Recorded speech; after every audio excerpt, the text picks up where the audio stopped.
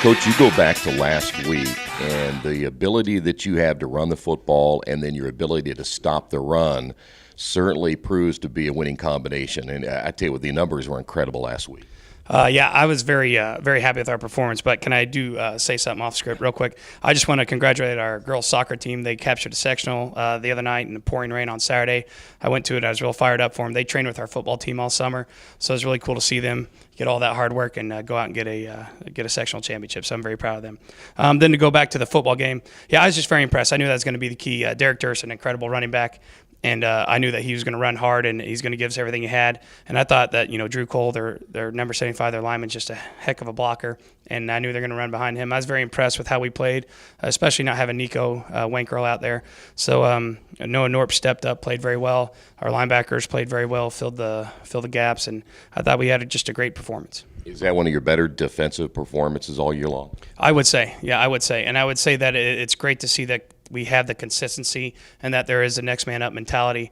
Freddie Calderon had to step in there for Shaw Holcomb some during the game as well. So it was a very good defensive performance. And when I looked at Derek Darst's numbers, and it was 8 rushes, 8 yards, I mean, I almost had to take a double take and thought maybe something was wrong, but you just simply shut him down.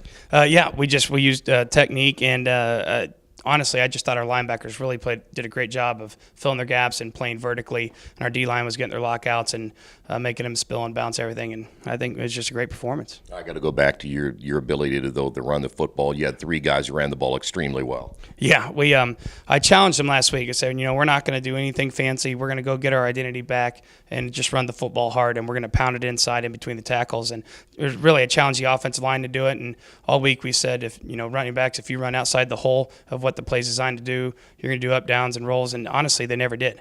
And when we run so physical that our running backs were hurting the poor young guys that are having to tackle them all week. So I thought they rolled that into Friday, and we just had a really good performance. I can't remember the exact numbers, but I think we rushed for 385 yards on 65 carries, and that's Bulldog football, and that was great. We controlled the clock, and it's just a really good performance all around from the O-line and the running backs. I know we'll talk more about sectional play next week, but if you guys do that and the way your defense plays, you might be a team I would not want to play during sectional time.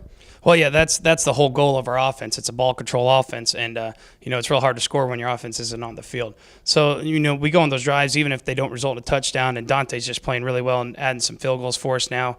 That gives us a whole other dimension to our football team, and I think that is something that can keep us in games in the sectional. We got probably the toughest route possible with Eastern Hancock, then probably looking at Cecina in the second round.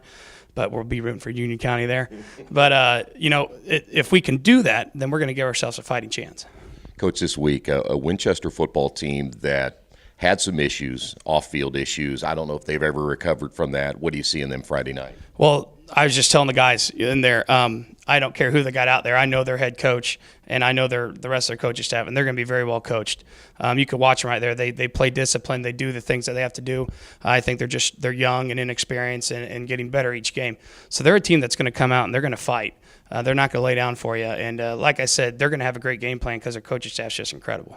Is this week for you guys more of a, no disrespect to Winchester, but is this a game where you're more fine-tuning for next week, still concerned about Winchester, but looking toward next week too? Well, it's the same mentality that we had last week. After the Hagerstown game, I think a lot of our guys kind of let our identity, kind of go on the wayside, and we're concentrating too much on Hagerstown. So we have to concentrate on us, and that's what we want to do last week, and we went out and ran the ball.